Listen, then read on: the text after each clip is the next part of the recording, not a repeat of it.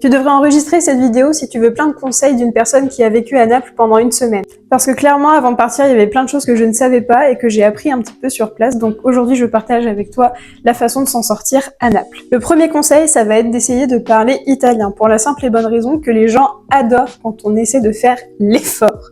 Même si ça peut faire marrer certaines personnes, certains locaux, il faut essayer parce que de toute façon ça mettra la bonne ambiance, hein, on va pas se le cacher. Je rigole là parce que j'ai une anecdote à raconter.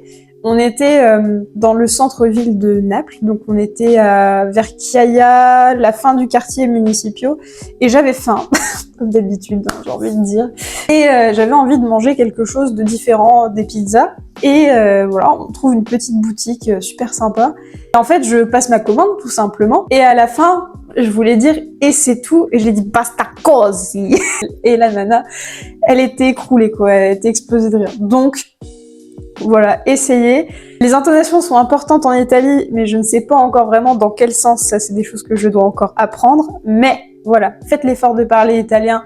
Dites buongiorno, per favore, grazie mille, arrivederci, buona giornata. Essayez, apprenez des mots et même si vous n'êtes pas forcément un pro ou au niveau expert, au moins vous aurez appris quelque chose pendant votre séjour et en plus de ça, vous vous serez sûrement amusé à essayer de reproduire l'accent italien. Et en parlant de langue, là j'ai parlé des mots, disons basiques, hein, la vie de tous les jours, mais il y a des conversations parfois un peu plus profondes et pour ça, moi j'ai utilisé ChatGPT et Reverso Context. Et même juste pour demander un itinéraire ou comprendre ce qu'on me disait, ça m'a beaucoup servi, surtout la fonction micro sur ChatGPT.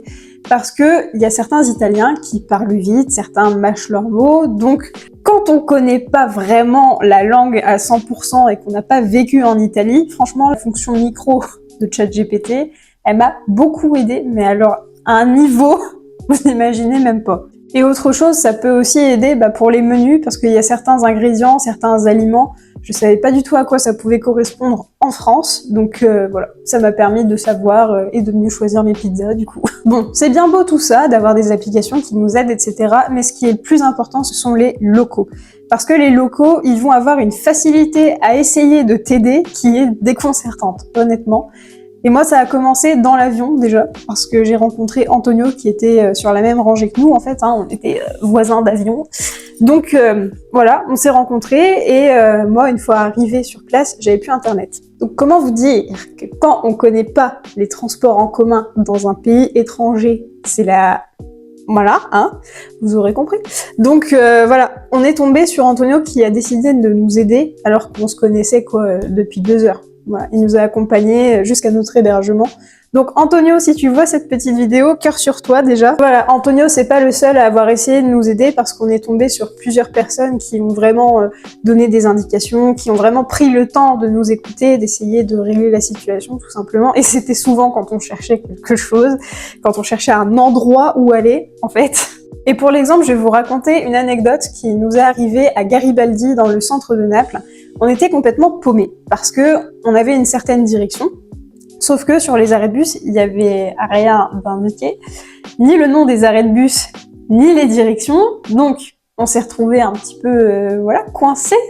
Donc nous, ce qu'on a fait, c'est qu'on a attendu qu'il y ait un bus qui passe pour demander à un chauffeur, comme ça on aurait eu l'information. Et ben c'est pas le chauffeur qui nous a donné l'info, mais les gens, en fait, qui étaient à l'arrière du bus, qui ont entendu et qui se sont précipités pour venir nous aider. Vraiment, ils étaient 5 personnes à se précipiter vers l'avant du bus juste pour nous répondre, quoi, pour essayer de nous aider. Ils nous disaient ligne 5, en italien évidemment, hein. Mais voilà, ça c'est quelque chose qui m'a beaucoup fait rire, mais en même temps qui m'a mis du baume au cœur parce que on sentait la volonté d'aider, mais ardente, quoi. Ils étaient hyper déter et franchement, c'est un de mes meilleurs souvenirs, alors que c'était la galère, hein, je précise.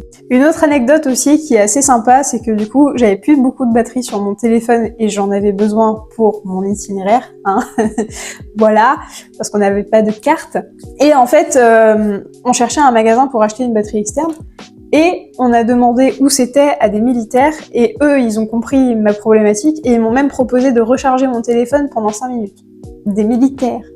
Super sympa. Enfin, honnêtement, j'en revenais pas qu'on m'ait proposé de recharger mon téléphone 5 minutes avec eux. Enfin, Le meilleur conseil que je peux vous donner, ça reste quand même d'installer A&M Go dès que vous arrivez, parce que là, vous allez gagner un temps de fou. Tant que nous, on a perdu parce qu'on a su qu'il y avait une application le dernier jour.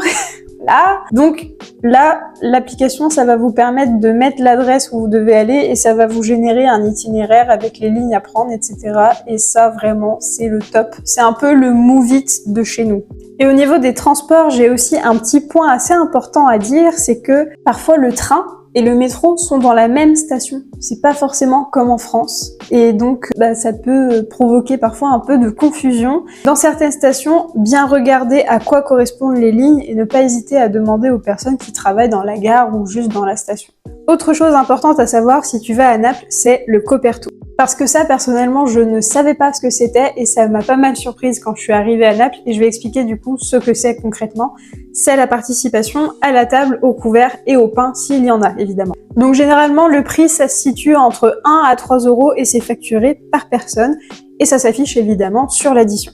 Après, même avec le Coperto, on s'en est plutôt pas mal sorti parce qu'on a mangé quand même tous les jours dehors et ça nous a coûté à chaque fois une vingtaine d'euros, Coperto inclus. Donc voilà. Autre chose à savoir par rapport au restaurant, c'est que du coup on va vous demander comment vous consommez, donc à emporter ou alors assis. Et c'est justement là que le Coperto va arriver ou pas. Et on peut même consommer debout dans certains établissements. Il faut vraiment bien répondre à la question et généralement ça va limiter les coûts, même si ces derniers ne sont pas très élevés honnêtement. Autre chose à savoir, c'est que du coup dans les petites supérettes de quartier à Naples, c'est quand même beaucoup moins cher que dans des supérettes françaises. Et c'est généralement moins cher de quelques centimes, voire quelques euros, que dans des hypermarchés italiens. Mais après, voilà, ça dépend des quartiers. Nous, on était à Via dei Cristallini et franchement, tout était vraiment moins cher.